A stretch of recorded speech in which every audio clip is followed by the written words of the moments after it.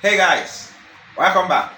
Hey, listen to this. President Trump just confirmed an interview with the FBI against his assassination, okay?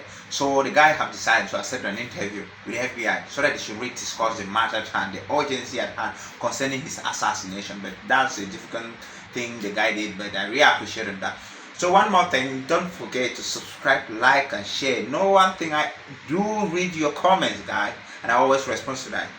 First thing, subscribe, press the notification button, like and share. Hey guys, the comment below always, okay? Always bring you the useful information. And by tomorrow, I think that we shall discuss about the Vice President JT addressing to Kamala Harris of her irresponsibility which she has never accepted support of the Democratic president. Thank you. Like and share, guys. Don't forget to subscribe. Watch on this guy. Thank you very much. Watching this and give me the comment below so that you know what to bet on. Thank you very much. The FBI just finished up giving an update on their investigation into the Trump assassination attempt. And they say they still have not determined really the overall meaning for the shooting. We know the motive was to kill, but was there anything behind that? They also revealed the former president will sit down for a formal victim interview at some point. We don't have a date or a time on that yet.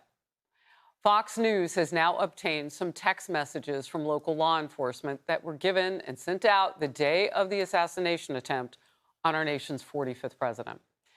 They seem to show the suspect was spotted much earlier than officials previously told us. Iowa Senator Chuck Grassley has a copy of the local snipers group chat and forwarded it out. Look at this. At 4:26, one of the snipers texted, "Someone followed our lead and snuck in and parked by our cars, just so you know. I'm just letting you know because you see me go out with my rifle and put it on my car, so he knows you guys are up there." Then at 5:38 p.m., a sniper sent a photo of the gunman lurking around the agent's building, or the AGR building, rather, and texted, "I did see him with a rangefinder looking towards stage. FYI, if you want to notify SS," meaning Secret Service, "snipers to look out, I lost sight of him." Now, that person, as I understand it, was on a job shift. He was handing over. And I want to double check with my team because that's what I had in my breakdown. In focus now, retired FBI agent Bobby Chacon. So you have one guy leaving and he's kind of giving a detail of, yeah, I saw him too, and he had a rangefinder. This was so much before 6/11 when the president was shot. They had plenty of time not to put Trump up on that stage. This gets worse day by day. Why is it happening this way? You know what? Those of us have worked these special events, Harrison, thanks for having me. It's astounding. I mean, if you read those text messages, the lack of urgency is incredible. If you want to notify Secret Service snipers, like it's a casual thing, you've got a guy with a rangefinder, you've got a presidential candidate about to take the stage. There should have been much more urgency, and there should have been a plan in place to deal with contingencies like these. I've put plans together for events like the Olympics and the Oscars and things like that. You have contingencies, and everything is spelled out exactly what should happen if any of those contingencies take place. If you've got a guy inside your perimeter with a rangefinder, I mean, you have to take immediate action to address that potential threat. And the lack of urgency here on all involved is absolutely incredible. Well, this goes deeper. One of the local SWAT police officers shared how the U.S. Secret Service also, well, had a lot less to do with what was going on in terms of communications than we thought. We were supposed to get a face-to-face briefing with the Secret Service snipers whenever they arrived, and that never happened.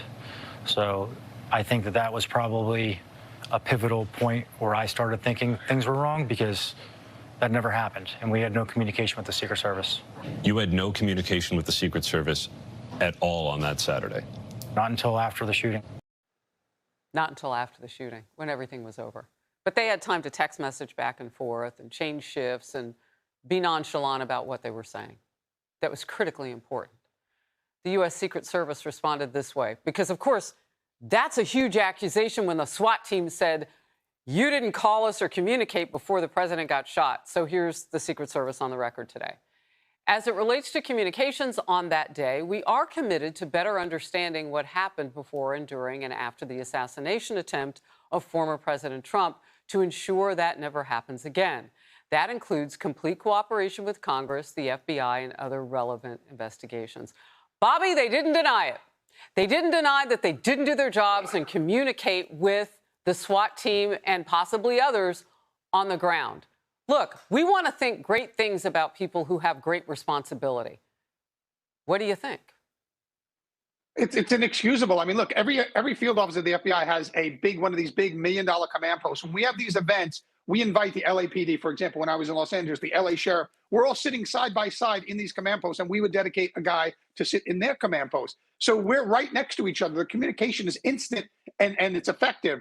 For these people not to even brief in person on the morning of the rally is unheard of. I've done these events. You brief, you plan, and then you brief again, and you meet constantly throughout the day. And you have a command post where all the communication goes in so that they can coordinate, and then action can be taken almost immediately. The fact that this was done so nonchalantly, I mean, it's absolutely astounding to those of us who've worked special events. Yeah, I mean, it's like they don't own a shift all caps button. I don't know if they use their emojis in the Secret Service, but put in all caps. There's a guy, yeah, I see the same guy you're talking about with the rifle and the range fire, you know, and I'm leaving this post to hand it off, and I want to make you aware. Put it in all caps if you have to, real quickly.